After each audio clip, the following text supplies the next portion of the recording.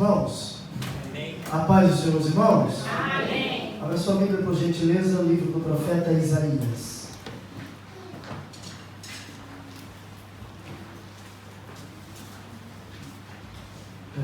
Agradeço ao Senhor pelo privilégio de poder falar a sua palavra mais uma vez. É sempre bom poder falar a palavra do Senhor e também algo de muita responsabilidade. Isaías 43. Apenas os 3 primeiros versículos para a nossa meditação.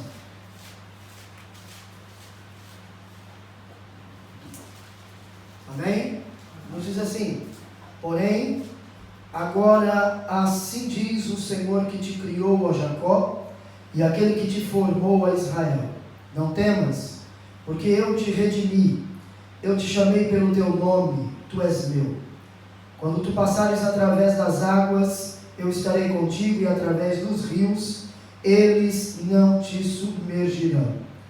Quando caminhares através do fogo, tu não serás queimado, nem a chama queimará sobre ti, porque eu sou o Senhor teu Deus, o Santo de Israel, teu Salvador. Eu dei o Egito por teu resgate, a Etiópia e Sebá por ti. Amém? Podem sentar? Esse texto é uma profecia de Isaías com relação ao cativeiro do povo de Israel na Babilônia. Neste momento da profecia de Isaías, Isaías está falando sobre o final do cativeiro, quando então o povo seria resgatado, o povo seria redimido. E a palavra redimir aqui quer dizer comprar de novo, quer dizer libertar mediante o pagamento de um resgate. A libertação do povo de Israel seria mediante um resgate. O texto vai dizer ainda, o Senhor falando: chamei-te pelo teu nome, tu és meu. Chamei-te pelo teu nome, indicando intimidade. Nós só chamamos pelo nome quem temos uma certa intimidade. Quem você não conhece, você não chama pelo nome. Então, o Senhor diz: não somente te chamarei pelo teu nome, te chamei pelo teu nome, mas tu és meu.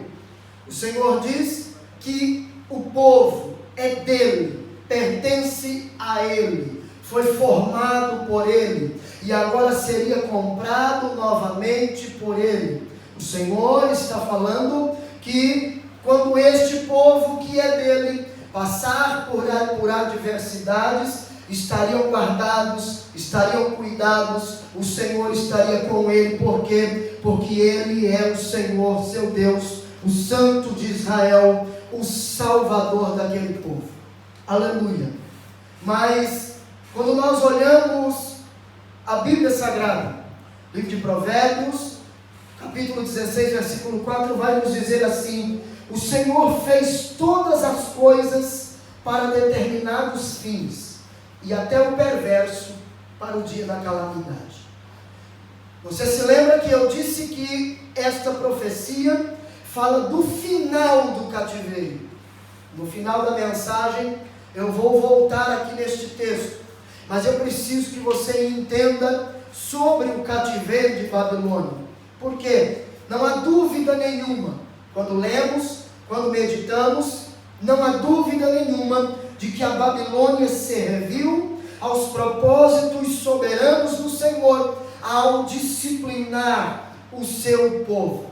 O povo de Israel, apesar de ter recebido as bênçãos divinas, Judá ignorou a ação de Deus, desprezou a promessa santa, buscou outros deuses, se entregou ao engano que a sua época oferecia. Israel se distanciou de Deus. abandonou os princípios do Senhor. Deus então, exercendo a sua justiça, bem como a sua misericórdia, Ele providencia o que? Aquilo que faria com que o seu povo fosse trazido de volta à verdadeira fé e à verdadeira adoração. Para tanto, Judá precisaria ser submetido a uma dura disciplina. A uma disciplina com um grande rigor. Para que o povo então entendesse que eles deveriam se voltar a Deus. Tinham tudo, todos os privilégios para viverem uma vida totalmente voltada para Deus, mas eles preferiram servir a outros deuses, abandonar aquilo que Deus havia lhes dito, abandonar as leis, os princípios, os estatutos do Senhor. Quando nós olhamos para este texto, quando nós olhamos para a história de Israel, nos lembra a história do Éden.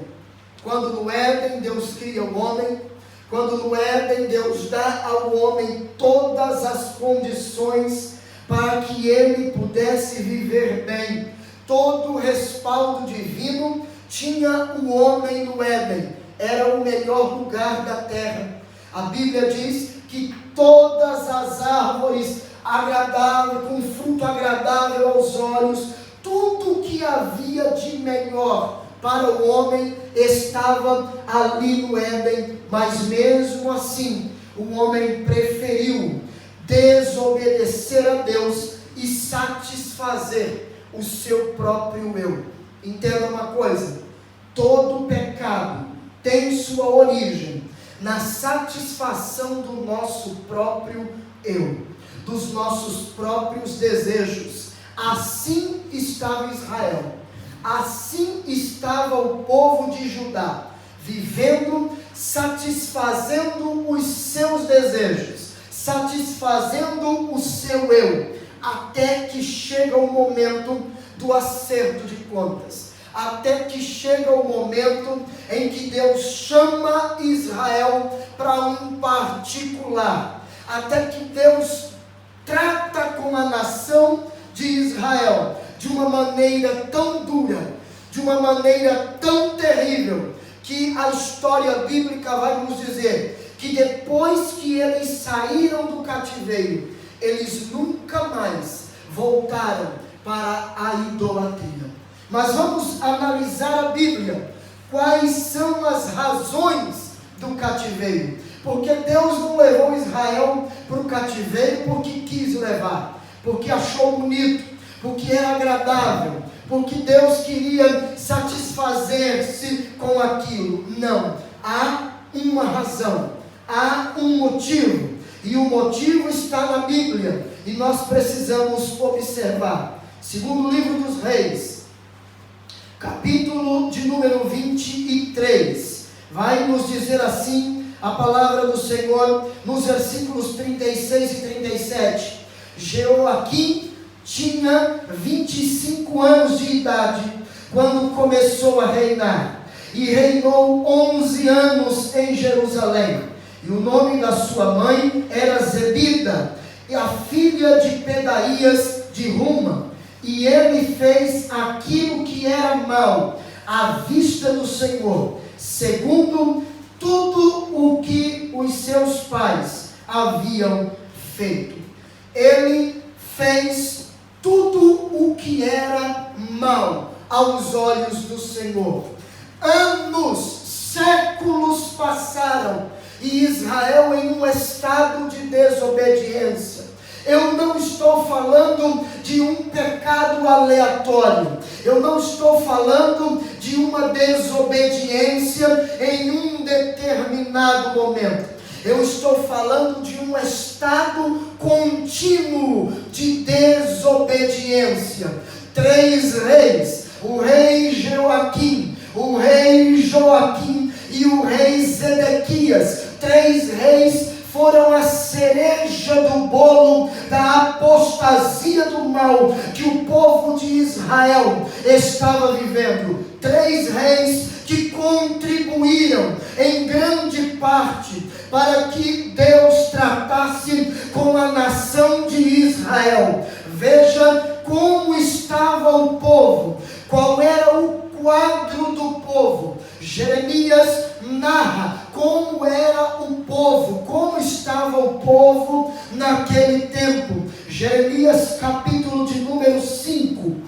Jeremias capítulo de número 5 mostra a rejeição à palavra do Senhor. Enquanto lemos no livro dos reis o abandono deliberado dos princípios divinos, agora Jeremias mostra que o povo havia rejeitado a palavra do Senhor. Jeremias capítulo 5, olha o versículo 12, o que diz aí: e eles contradisseram ao Senhor e falaram: não é Ele, nem o mal nos encontrará, nem veremos nós espada nem fome. Israel estava desacreditando da palavra, rejeitando a palavra, estava dizendo: não é Deus, não é Deus. Por quê? Porque nós somos o seu povo,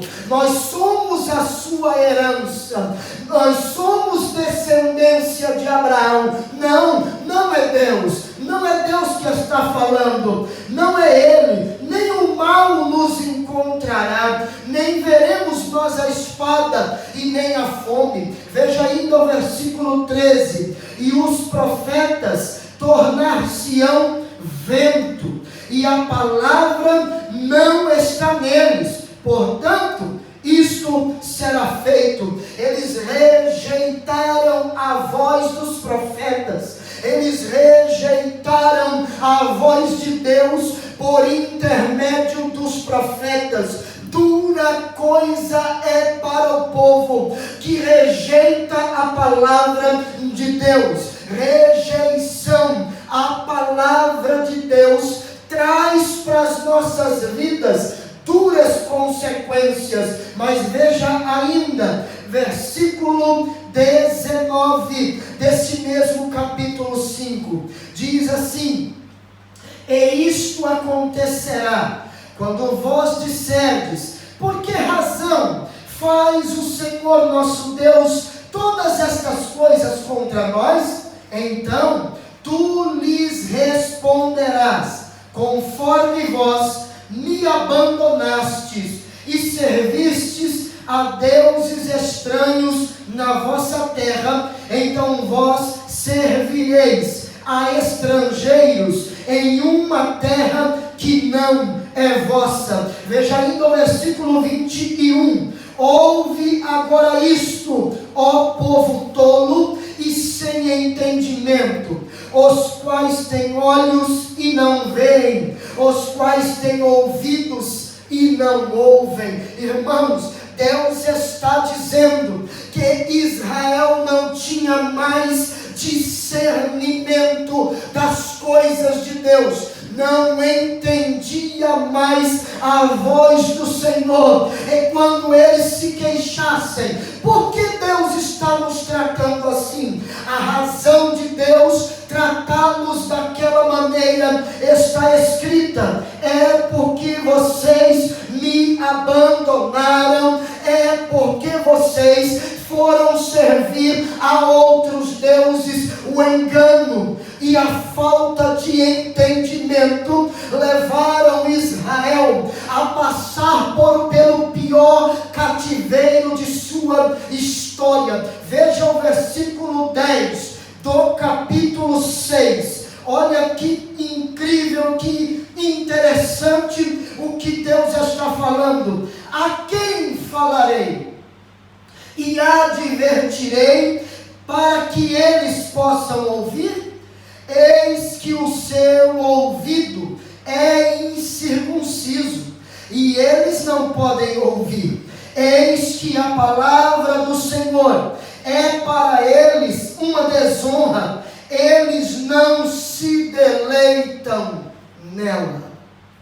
Sabe, às vezes nós passamos por determinadas situações na nossa vida, o enfraquecimento na vida espiritual, a falta de desejo de orar, de buscar a Deus, de servir a Deus, de congregar. Aí nós começamos a arrumar bodes expiatórios para o nosso momento. Então nós dizemos: a culpa é do A, a culpa é do B, eu estou desanimado por causa de fulano. Não, a Bíblia mostra a razão pela qual vem o desânimo sobre as nossas vidas. A causa do desânimo é uma só: a rejeição à palavra de Deus e aos princípios do Senhor. Olha como estava Israel,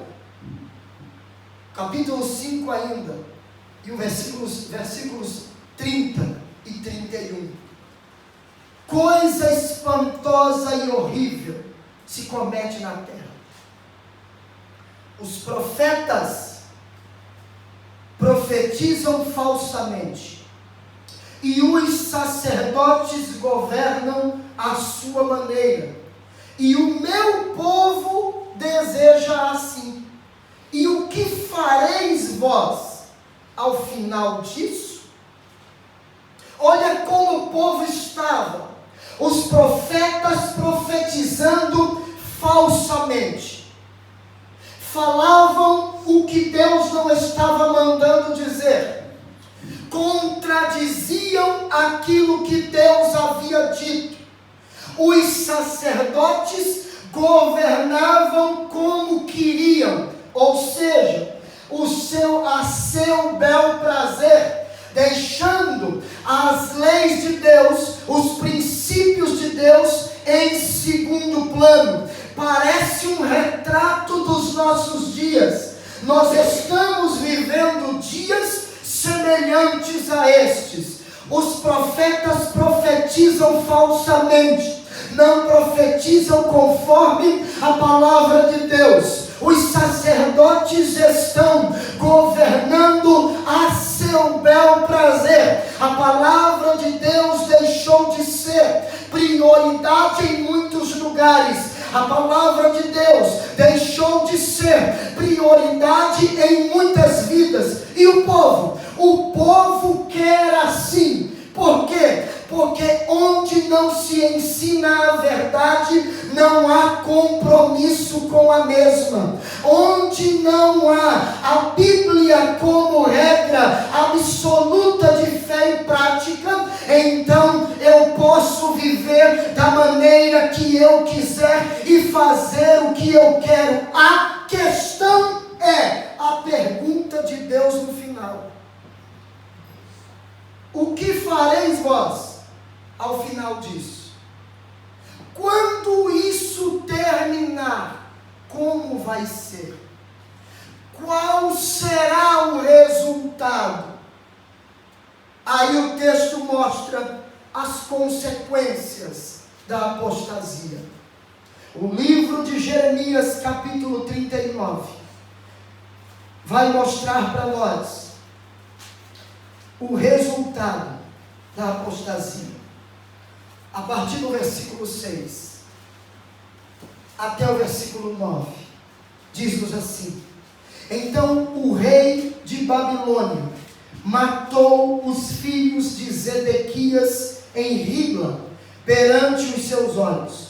Também o rei de Babilônia matou todos os nobres de Judá, e também arrancou os olhos de Zedequias, e o amarrou com correntes para o transportar para a Babilônia. Os caldeus queimaram a casa do rei e as casas do povo a fogo, e demoliram os muros de Jerusalém. Então Nebuzaradã, o capitão da guarda, levou cativo para a Babilônia o remanescente do povo que ficou na cidade, e os desertores que passaram para ele com o restante do povo que permaneceu. Esta foi a terceira e última vez que a Babilônia invadiu Judá, sitiou Judá e invadiu Judá. Essa foi a terceira e última leva de judeus que foram levados para a Babilônia. Aqui começa o terror do povo, aqui começa o terror, o drama, o pior cativeiro da história. A Bíblia diz que ainda no capítulo 52, versículo 17, deste mesmo livro do profeta Jeremias, vai dizer assim: também as colunas de bronze que estavam na casa do Senhor, e as bases, e o mar de bronze que estava na casa do Senhor, os caldeus quebraram, levaram todo o bronze para a Babilônia. Toda a riqueza do templo foi levada para a Babilônia. Todos os utensílios de ouro, todos os utensílios que eram utilizados no culto ao Senhor, foram levados para a Babilônia. Israel estava desolado, Israel estava sofrendo, Israel não estava acreditando no que acontecia. A história bíblica diz que Nabucodonosor pegava crianças e cortava ao meio, ao fio da espada, na frente do pai e da mãe, e depois matavam os pais, matava o pai, matava a mãe, pegava a criança, atirava contra a parede, na frente dos pais. Uma cena terrível, uma cena devastadora. Tudo isso por quê? Porque o povo decidiu rejeitar a palavra de Deus, os princípios normativos de sua palavra. Toda vez que o povo abandona a palavra de Deus, Deus age, Deus vem e trabalha, mexe aonde Ele sabe que vai te fazer chorar, mexe aonde Ele sabe que vai mexer com você e te fazer voltar à sua presença. Nesta noite, ei, Kamanassui Kandarasca, Deus está convocando a sua igreja para voltar à sua palavra, para atentar à sua voz, para ouvir o que Ele está falando e obedecer a sua ordem. Aleluia. Israel estava devastado, a terra foi queimada a fogo, tudo destruído, tudo destruído. O templo foi queimado, o templo, os muros foram derrubados, tudo destruído.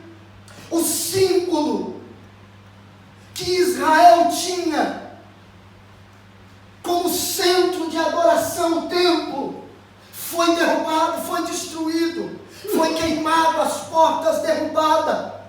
Era só desolação. Sabe quem ficou lá em Jerusalém? Só ficou Jeremias e os mais pobres de Israel. Só Jeremias e os mais pobres. E ainda assim, Nabucodonosor fez a ele uma proposta, para que ele ficasse em um lugar melhor, e ele preferiu ficar junto com o povo, sofrer com o povo, chorar com o povo, gemer com o povo.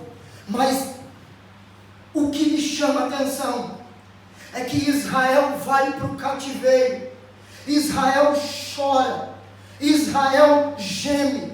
Neste momento nós vemos o Salmo 137. O Salmo 137 é o Salmo do cativeiro, é o Salmo do cativo.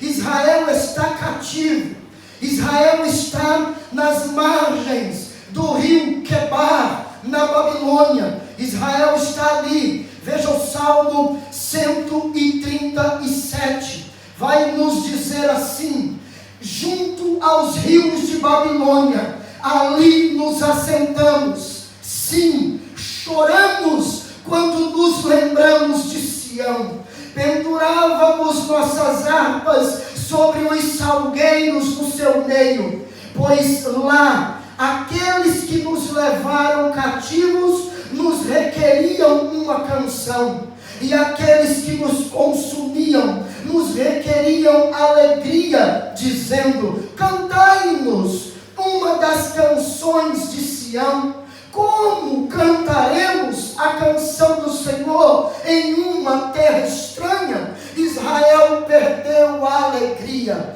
Ei, irmão, a ausência de palavra, a ausência da presença de Deus, rouba de nós a liberdade, rouba de nós a presença de Deus, rouba de nós a alegria. Israel não era mais livre. Israel agora estava preso, agora estava cativo. Israel estava sem liberdade, sem presença de Deus, sem poder adorar, sem alegria para cantar, chorando por causa do quê? Por causa da rebeldia contra Deus. Ninguém dá glória nesse momento. Ninguém glorifica. Sabe por quê? Porque muitas vezes a história de Israel é um retrato da nossa vida. Nós queremos culpar tudo e todos, porque não temos mais vontade de fazer as coisas de Deus, porque não temos mais alegria para as coisas de Deus, mas é difícil olhar para dentro de nós e dizer: eu não oro, eu não busco, eu não leio, eu não me consagro. É mais fácil eu apontar o dedo para alguém do que apontar o dedo para mim e dizer: o maior errado da história sou eu. Assim estava Israel. Aí você pode pensar: mas que Deus malvado, colocar o povo no cativeiro. Por que o cativeiro? Qual é o propósito do cativeiro? Eu mostrei para você as razões do cativeiro. As razões do cativeiro: abandono deliberado dos princípios divinos, rejeição à palavra de Deus, as consequências de uma vida de apostasia. Agora, qual o propósito do cativeiro? Por que Deus levou Israel para o cativeiro? Deus falou com o povo. Deus alertou o povo. Deus levou Jeremias na casa do oleiro para mostrar como que ele estava fazendo. E ele disse, o texto vai dizer em Jeremias 18, que quando o oleiro estava trabalhando sobre as rodas, o vaso de barro que ele fazia na sua mão se quebrou. E ele tornou a fazer dele um outro vaso conforme lhe parecia bem fazer. Deus, no final da história, vai dizer para Jeremias e para nós o que aquele vaso que estava na mão do oleiro que se quebrou era toda a casa de Israel. E o Senhor vai dizer: porventura eu não posso fazer com vocês, ó casa de Israel, o que este oleiro está fazendo com este barro? Eu não posso fazer com vocês? Eu sou o Senhor. Ele está dizendo no texto que lemos, ele diz: fui eu que te formei, fui eu que te criei, eu te conheci, eu sei aonde eu mexo, eu sei por que eu faço, eu sei porque eu estou permitindo tudo isso. Às vezes nós dizemos: Deus, por quê? Qual é o propósito? Qual é a finalidade da minha dor? A finalidade da minha e da sua dor é Deus trabalhar no nosso interior para trazermos para perto dele. Aleluia. Qual é o propósito? Primeiro eu preciso entender que todo tratar de Deus conosco tem um tempo determinado para terminar. O cativeiro tinha um tempo determinado para terminar. Qual é o tempo? Olha lá a Bíblia. Volta lá para Jeremias. Não fecha a Bíblia não. Deixa ela aberta. Deixa ela aberta. Deixa ela abertinha aí, para você acompanhar. Jeremias 29, versículo 10 vai dizer assim: porque assim diz o Senhor, após se completarem 70 anos em Babilônia, eu vos visitarei e cumprirei a minha boa palavra em vós, fazendo-vos retornar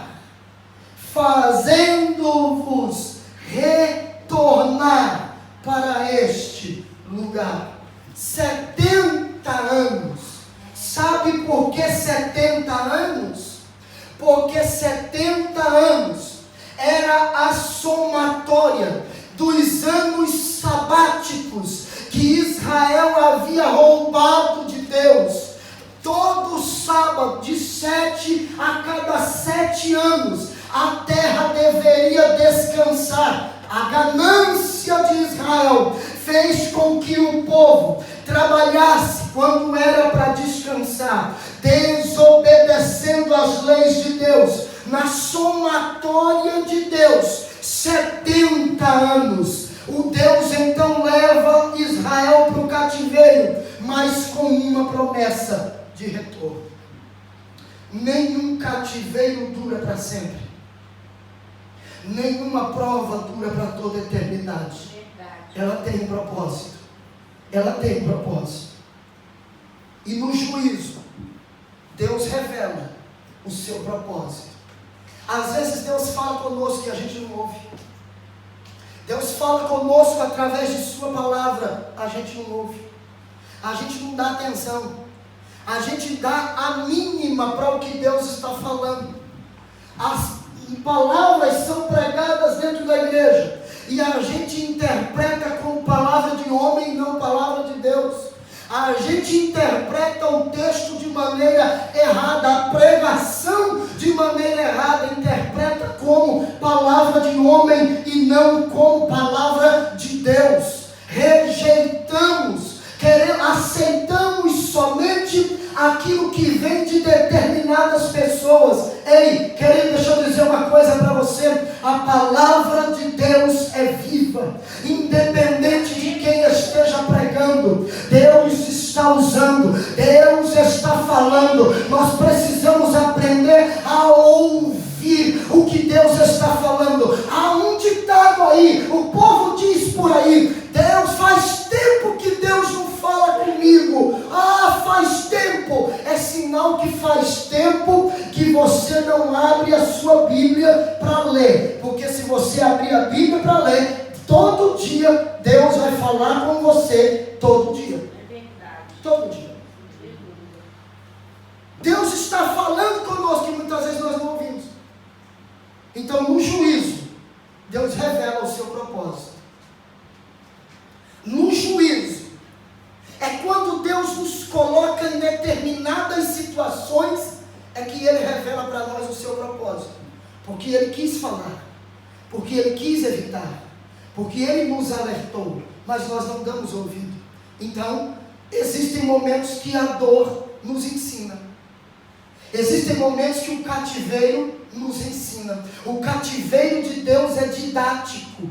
O cativeiro de Deus nos ensina. Olha ainda aí no capítulo 29 de Jeremias, do versículo 11 até o versículo de número 14, o texto vai dizer assim: porque eu sei os pensamentos que tenho sobre vós, diz o Senhor, pensamentos de paz e não de mal, para vos dar o fim que esperais. Então me invocareis, e ireis, e orareis a mim, e eu vos escutarei, e vós buscar-me-eis, e me encontrareis, quando vós procurardes por mim com todo o vosso coração, e eu serei encontrado de vós, diz o Senhor, e eu desviarei vosso cativeiro, e eu vos ajuntarei de todas as nações, e de todos os lugares para onde eu vos levei, diz o Senhor, e eu vos trarei novamente ao lugar de onde eu vos deportei. Deus está dizendo que nós vamos achá-lo, que ele será encontrado por nós, mas quando nós o buscarmos de todo o coração. Isso aqui é tremendo, isso aqui é top, sabe por quê? Porque a gente cansa de ver crente usando esse texto e dizendo, nós vamos procurar Deus, e Deus vai encontrar nós, e nós vamos encontrar Deus quando procurar Ele, quando buscar Ele de todo o coração. Só que o texto, o contexto deste versículo é cativeiro. Cativeiro nos ensina a buscar a Deus de todo o coração. Banduque é fácil.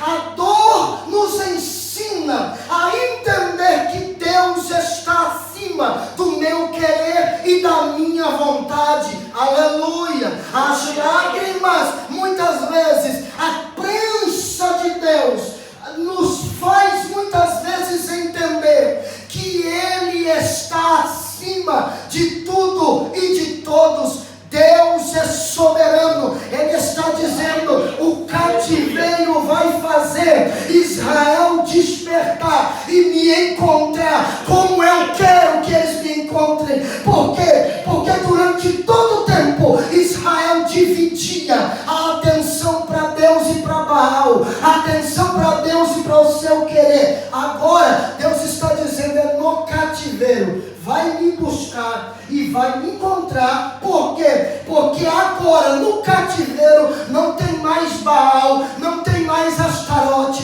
não tem mais pseudo-deus Marduk da Mesopotâmia, não tem mais idolatria. Agora não, é eu e você, Israel, é Deus e eu, é eu e Deus, Deus e eu, não tem mais, é na dor, é nas lutas, nas adversidades que encontramos Deus por inteiro. É verdade, Jesus. Porque nós nos doamos, porque nós nos doamos. Deus sempre está no mesmo lugar para ser encontrado. A questão é que nós dividimos a nossa atenção quando tudo está bem. Você já parou para observar que tudo tira crente da igreja? Tudo tira crente de culto? Tudo tira crente do momento de oração? A gente não tem tempo para orar. A gente não tem tempo para falar com Deus. A gente não tem tempo para ler Bíblia. A gente não dá para jejuar. Não dá para fazer nada para Jesus. Mas para nós eu tenho tempo para fazer tudo. Atenção dividida. Eu não estou dizendo que isso está errado. Não está errado. Você trabalhar, você fazer para você. Você ter o seu tempo, isso não está errado. A questão é que isso não pode ser prioridade. Deus tem que ser prioridade na sua vida. Deus tem que ser prioridade na minha vida. O juízo, no juízo, Deus revela o seu propósito. O que é que Deus queria fazer com Israel no cativeiro? O que é que Deus queria fazer com Israel no cativeiro? Qual era o propósito? O propósito era curar o seu povo. Oséias, livro do profeta Oséias, capítulo 14, do versículo 4 ao versículo 7 diz assim: eu sararei a sua infidelidade e os amarei voluntariamente, porque a minha ira se apartou dele. Eu serei como o orvalho para Israel. Ele crescerá como o lírio e lançará suas raízes como o Líbano. Os seus galhos se estenderão e a sua beleza será como a da oliveira e o seu perfume como o do Líbano. E os que que habitam debaixo da sua sombra retornarão, serão vivificados como o grão e crescerão como a videira. A sua fama será como o vinho do Líbano. Deus queria curar Israel. Deus queria ajuntar e purificar Israel. Ezequiel 36 vai dizer assim, versículos 24 e 25: porque eu os levarei dentre os pagãos e vos ajuntarei de todas as nações e vos trarei para dentro da vossa própria terra. Então eu aspergirei água limpa sobre vós e ficareis limpos de toda a vossa imundícia e de todos os vossos ídolos vos purificarei. Ajuntar o povo, purificar o povo, era o que Deus queria com a nação, era o que Deus ia fazer com o povo, era o propósito do cativeiro.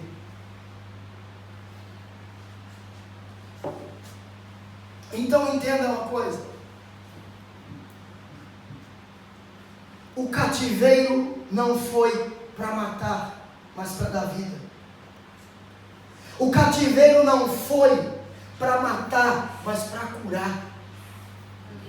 O cativeiro não é para acabar com as nossas forças, é para restaurá-las, porque sem força muitos já estão quando vão para o cativeiro. O propósito do cativeiro era curar, o propósito do cativeiro era purificar, o propósito do cativeiro era trazer Israel de novo. Só que quando o povo está no cativeiro, sofrendo, passando por inúmeras situações, Daniel capítulo 1 vai nos mostrar que até seus nomes foram trocados. Não se chamariam mais Ananias, Misael e Azarias, e nem Daniel. Seria Beltesazar, seria Sadraque, Mesaque, Abednego, nomes babilônicos. Tudo eles deveriam se enquadrar de acordo com a cultura babilônica. Só que tem um detalhe, irmão: quem é de Deus, quem é nascido de Deus, pode até estar no cativeiro, podem até trocar o nosso nome, mas não muda a nossa essência, não arrancam de nós o que há dentro, o que há no profundo. Por quê? Porque no cativeiro não estava só quem merecia, mas também quem não merecia. Daniel era um homem que orava 3 vezes por dia. Seus amigos eram homens fiéis a Deus. O profeta Ezequiel, quando tem a visão do vale de ossos secos, do capítulo 37 e do livro que leva o seu nome, ele está na Babilônia, nas margens do rio, sofrendo no cativeiro com eles, mas não precisava estar ali. Se nós formos analisar a conduta, não precisava estar ali. Mas muitas vezes Deus coloca um povo no cativeiro para tratar com aqueles que são rebeldes e permite que aqueles que não precisariam estar ali estejam, para que sejam voz de Deus no meio do cativeiro.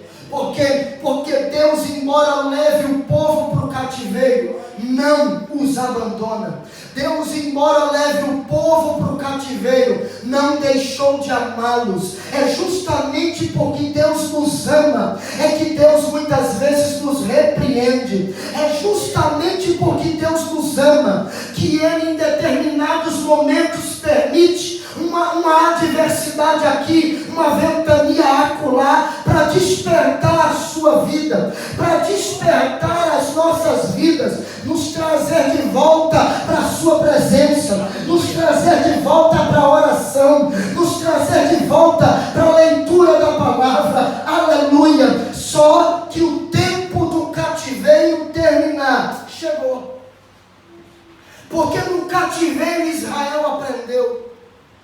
cativeiro Israel chorou. No cativeiro Israel foi oprimido. No cativeiro Israel viveu os piores dias da sua história. Mas Israel se arrepende. E quando o povo de Deus se arrepende, Deus não rejeita um coração quebrantado e contrito. O princípio de 2 Crônicas 7,14 não mudou. E se o meu povo, que se chama pelo meu nome, se humilhar e orar e buscar a minha face, se converter dos seus maus caminhos, então eu ouvirei dos céus, perdoarei os seus pecados, sararei a sua terra. O tempo de libertação do cativeiro chegou para a nação. Mas por quê? Porque no cativeiro eles aprenderam a adorar. No cativeiro eles entenderam que Deus está acima de tudo e de todos. No cativeiro eles se voltaram a Deus, clamaram a Deus, buscaram a Deus, se arrependeram de seus pecados, e Deus então os liberta. Deus então trabalha para libertar o seu povo. Mas a libertação do cativeiro é mediante o resgate, o pagamento de um resgate. O texto que lemos em Isaías 43, nos versículos 3 e 4, a palavra do Senhor diz assim: porque eu sou o Senhor teu Deus, o Santo de Israel teu Salvador. Dei o Egito por teu resgate, a Etiópia e Seba por ti. Resgate, preço. Versículo 4: visto que tu foste precioso aos meus olhos, tu tens sido honrado e eu tenho te amado. Portanto, darei homens por ti, e povo pela tua vida. Pagamento de um resgate. Por quê? Porque a palavra redimir é comprar de novo, é libertar. O texto no versículo 1 diz: chamei-te pelo, não temas, porque eu te redimi. Em algumas traduções vai dizer: eu te remi. E remi ou redimi traz-nos a ideia de redenção no Novo Testamento. E a palavra redenção no Novo Testamento nos traz a ideia de libertação mediante pagamento. A palavra redimir no Antigo Testamento hebraico também nos traz a ideia de redimir, de libertação mediante um pagamento. Ei, presta atenção aqui, olha para mim. Por quê? Porque a liberdade não vem de graça. A libertação de Israel não foi de graça. Pagou-se um preço. Provérbios capítulo 11, versículo de número 8, diz-nos assim, olha que interessante, Provérbios 11, 8, diz assim: o justo é libertado do problema e o ímpio vem em seu lugar. Deus tira o seu povo, mas o Egito vai no lugar dele, a Etiópia vai no lugar dele, Seba vai no lugar dele. Capítulo 21 também, capítulo 21 de Provérbios, versículo de número 18, diz-nos assim: o perverso será um resgate para o justo e o transgressor para o reto. Entenda, porque segundo a lei, para haver liberdade, para que houvesse liberdade, um preço deveria ser pago. Segundo a lei, alguém tinha que pagar o preço de um resgate. Na nova aliança, o preço, a lei, a transgressão, o pecado seria pago com derramamento de sangue. Alguém teria que morrer para que outro fosse justificado. Vou chegar lá, vou concluir a mensagem daqui a pouquinho. Queridos, a liberdade do povo de Israel garante intimidade e cuidado de Deus. Deus havia formado o povo, Deus havia criado o povo, formou o povo, mas o povo agora está cativo, e para trazer de volta Deus tinha que pagar o preço. Aí o Senhor diz: não temas, eu te redimi, não tenha medo, eu te redimi. Preço do resgate, liberdade mediante o pagamento do resgate, e essa liberdade garante intimidade e cuidado. O Senhor diz: chamei-te pelo teu nome, tu és meu, você é minha propriedade. Você não é qualquer coisa, você não é qualquer um, para o diabo sapatear em cima de você, para o diabo bagunçar com a sua vida. Até hoje ele fez isso. A partir de amanhã a história muda. Até hoje ele te manteve cativo. A partir de amanhã a história é outra. Quem crê, eu quero profetizar sobre a tua vida. Eu não sei qual é o cativeiro, qual é a prisão em que você está, mas a liberdade chegou para a tua vida, porque você não é qualquer um, você é propriedade de Deus. Ele disse: chamei-te pelo teu nome, tenho intimidade com você, te conheço. E por quê? Porque tu és meu. A intimidade, a liberdade traz a intimidade, mas traz também a segurança, o cuidado. Quando tu passares pelas águas, quando tu passares pelo fogo, não tenha medo. Passar pelas águas nos traz a ideia, nos lembra do Mar Vermelho, quando o povo de Israel sai do Egito. Deus abre o mar e o povo passa com o pé enxuto. Quando o povo chega no Jordão, para atravessar para o outro lado, o Jordão em tempo de cheia, quando os sacerdotes chegam com a arca e botam os pés dentro da água, as águas cessam. As águas param de correr e o caminho limpo é aberto, seco, para o povo de Israel passar. Ah, que lindo! Quando fala do fogo, a libertação do fogo, Deus nos guarda no fogo, a chama não vai te queimar. Me lembra dos amigos de Daniel na Babilônia, quando são lançados na fornalha de fogo, aquecida 7 vezes mais, simplesmente por serem fiéis. Ei, olha para mim, a tua fidelidade muitas vezes te lançará em fornalhas, mas tenha tranquilidade, não tenha medo, porque se entrar na fornalha, porque é fiel a Deus, não vai queimar lá dentro. Ah, não vai mesmo. Por quê? Porque Nabucodonosor ergueu a estátua, criou a estátua, formou, construiu, e todo mundo tinha que se dobrar diante dela. Mas Ananias, Misael e Azarias não se dobraram, e por não se dobrarem, eles foram para a fornalha. Deus não livrou eles da fornalha. E aí você diz: mas como?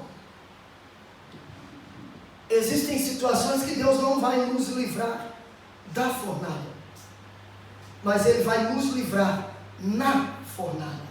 Livrar da fornalha é uma coisa, livrar na fornalha é outra. Existem lições que nós só aprendemos dentro da fornalha, e que se Deus nos privar de passar por ela, nós não vamos aprender, nós não vamos amadurecer. Existem lições que são aprendidas no meio do fogo. Existem lições que nós aprendemos em meio às lágrimas, e temos que passar. É estrada obrigatória, mas ninguém entra numa fornalha sozinho, ninguém passa pelo vale sozinho. Nabucodonosor mandou jogar os 3 lá dentro. E quando eles estão olhando do lado de fora, ele olha para os homens que estavam com ele e diz: ei, peraí, quantos homens nós jogamos lá dentro? Não foram 3? Eles disseram: sim, rei, foi 3. E ele disse: só que tem uma coisa, eu estou vendo 4 homens andando no meio do fogo, e o 4º homem é semelhante ao Filho dos deuses. Deus não vai te livrar da fornalha, mas vai te livrar lá dentro. A libertação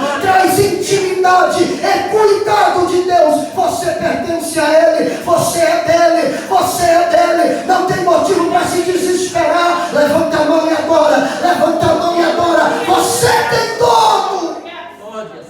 Aleluia, aleluia. Eu vou concluir, porque a história do povo é um retrato da nossa história. A história do povo de Israel é um retrato da nossa história. Assim como Israel, nós também éramos cativos por causa do pecado. O que levou Israel para o cativeiro? O pecado. O que nos tornou cativos do pecado? O próprio pecado. Pela desobediência de um homem, entrou o pecado no mundo. E pelo pecado, a morte. A morte passou a todos os homens. Por isso que todos pecaram. Por causa da desobediência de Adão, toda a raça humana entrou agora debaixo da condenação. Por causa do pecado, Israel foi para o cativeiro. Por causa do pecado, nós estávamos cativos. O nosso cativeiro trouxe morte. Nós ouvimos hoje aqui, estávamos mortos em nossos delitos e pecados. O cativeiro nos trouxe morte, ou um dos cativeiros do pecado é a morte. Assim como Israel estava vivendo e sofrendo debaixo da tirania no cativeiro babilônico, debaixo da tirania babilônica, nós vivíamos debaixo da tirania do pecado. Éramos oprimidos, pensávamos que éramos livres. Aí eu vejo um crente hoje que diz assim: eu quero ser livre porque eu quero fazer o que eu quiser. Confundem liberdade com libertinagem. Liberdade não é fazer o que quer. Isso não é liberdade. Aliás, nós nunca fomos livres. Essa é a verdade. À luz da Bíblia, nós éramos cativos do pecado. Fazíamos a vontade de Satanás, a vontade da carne. Ninguém nunca foi livre. Quando eu não estava servindo a Jesus, eu era cativo das minhas vontades carnais. Eu era cativo do pecado. Você era cativo do pecado. Você nunca foi livre. Aí hoje quer reivindicar a liberdade, quando já é livre. Quando já é livre, quer reivindicar a liberdade. Porque eu vivo numa prisão. Não, você não vive numa prisão. Porque eu tenho que ir para a igreja. Porque eu tenho que... Isso não é fardo. Isso não é prisão. Isso é gratificante. Isso é a verdadeira liberdade. É você poder ir e vir e ter a sua consciência tranquila diante de Deus, poder colocar a cabeça no seu travesseiro e dormir em paz, e saber que amanhã você vai abrir os olhos com tranquilidade, e se não abrir, você estará com Ele na eternidade. Isso é liberdade. Assim como Israel, Deus nos amou quando nós não merecíamos. Deus escolheu Israel por amor. Mandou Israel para o cativeiro por amor.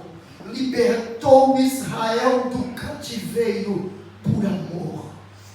Oséias 11:1 vai dizer: eu amei. Quando Israel era pequeno, eu amei. É claro, o texto também vai apontar para Jesus. Vai dizer: e do Egito chamei o meu filho. A primeira parte no versículo fala de Israel. A segunda parte no versículo fala sobre Jesus Cristo. Quando Jesus teve que ir para o Egito com seus pais, porque em Nazaré, se ele ficasse, seria morto. Então o anjo manda ele sair, fala com José e manda sua família ir embora para o Egito, ficar lá até que Deus mandasse voltar. Aí o Senhor diz em Oséias: do Egito chamei o meu filho. Mas ele diz: quando Israel era menino, eu amei. O amor fez Deus trabalhar e providenciar a libertação de Israel.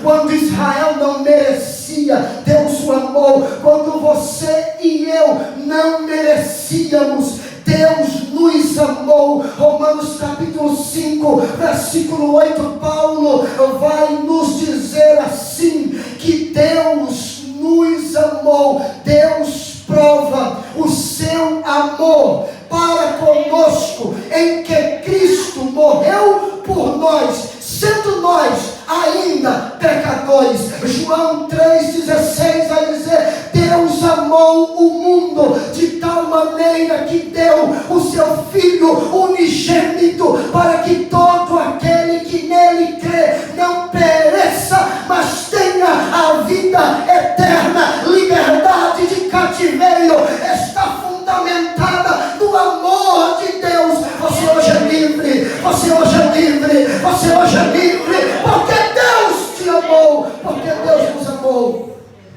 É culto de missões, irmão, é mensagem de salvação, é mensagem de restauração, é mensagem de vida, aleluia. Isso é mensagem para missão, aleluia. Mas assim como a liberdade de Israel foi conquistada mediante o pagamento de um resgate, a minha e a sua também foi.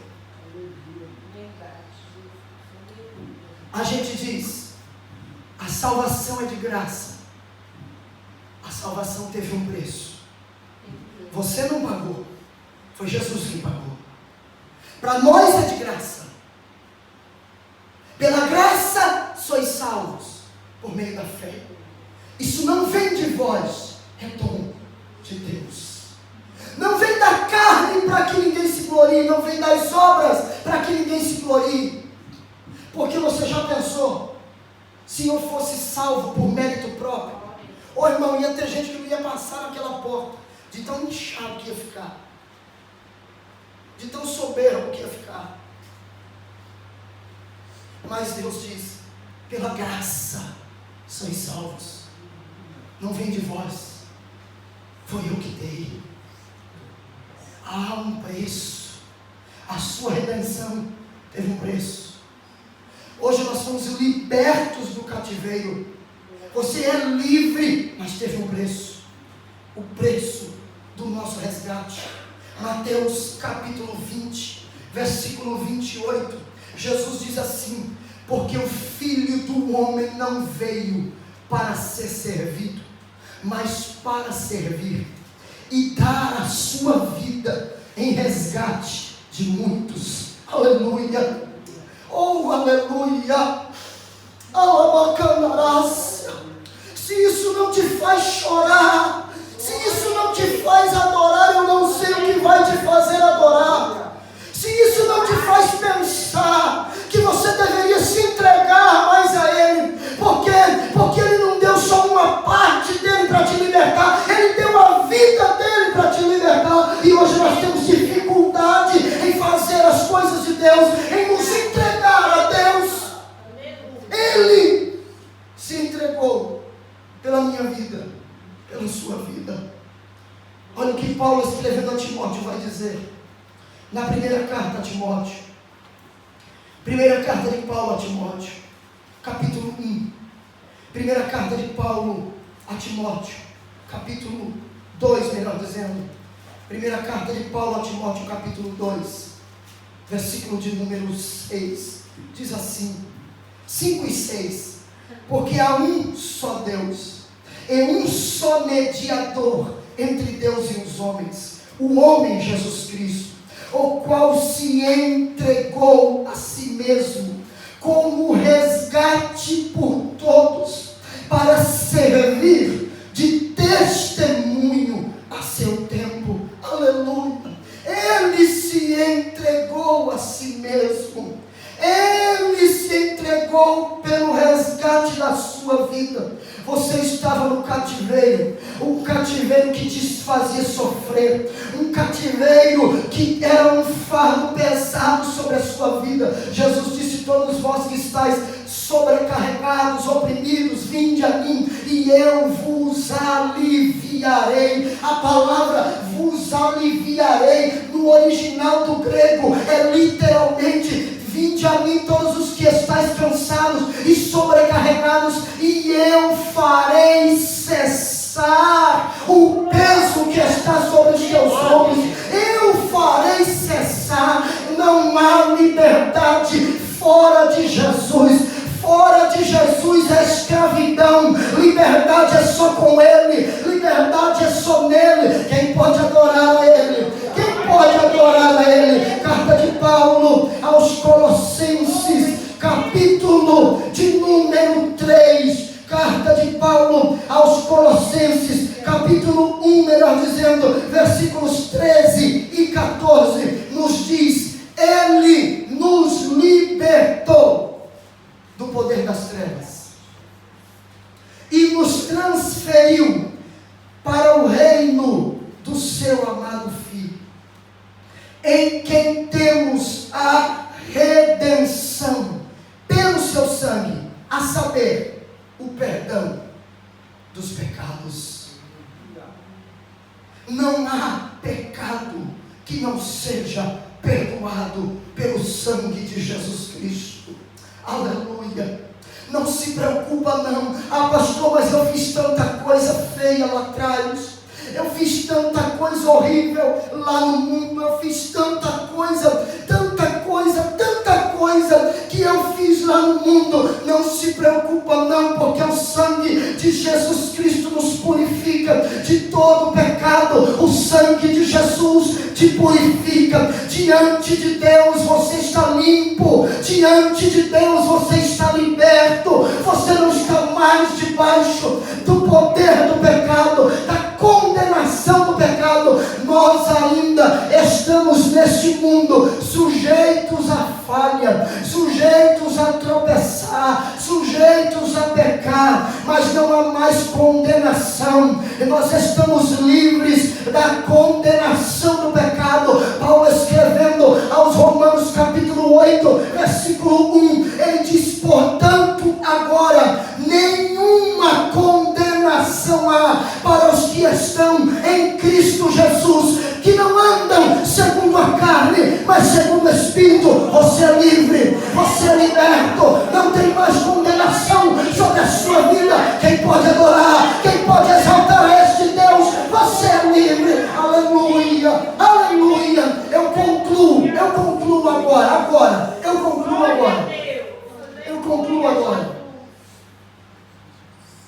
Eu concluo dizendo: Deus nos libertou, mas a verdadeira liberdade é caracterizada pelo novo nascimento. E este novo nascimento é evidenciado em nossas vidas por atitudes diferentes. No livro do profeta Ezequiel, capítulo 36, versículos 26 e 27, o Senhor vai dizer que trocou o coração, que tirou o coração de pedra e botou um coração de carne, para que neste coração as leis de Deus estivessem gravadas nele, e então o povo obedecesse, cumprisse as suas leis. Mudança, novo nascimento. A primeira carta de Pedro vai dizer que nós fomos regenerados pela semente incorruptível da palavra de Deus. 1 de Pedro 1:23 vai dizer assim, 1:23: tendo nascido novamente, não de semente corruptível, mas da incorruptível, pela palavra de Deus, que vive e permanece para sempre. Aí Paulo vai dizer, para concluir, para eu encerrar, Paulo vai dizer no capítulo 12 de sua carta aos Romanos, versículos 1 e 2, ele vai dizer assim: rogo-vos, pois, irmãos, pela compaixão de Deus, que apresenteis os vossos corpos em sacrifício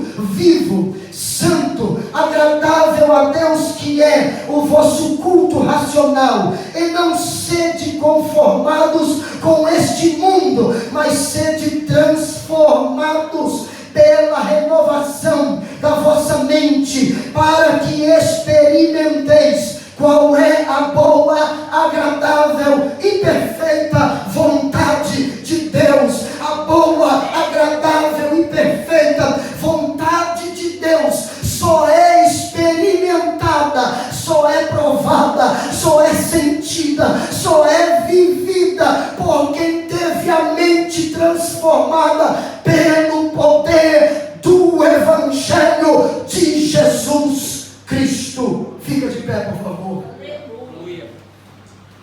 Aleluia.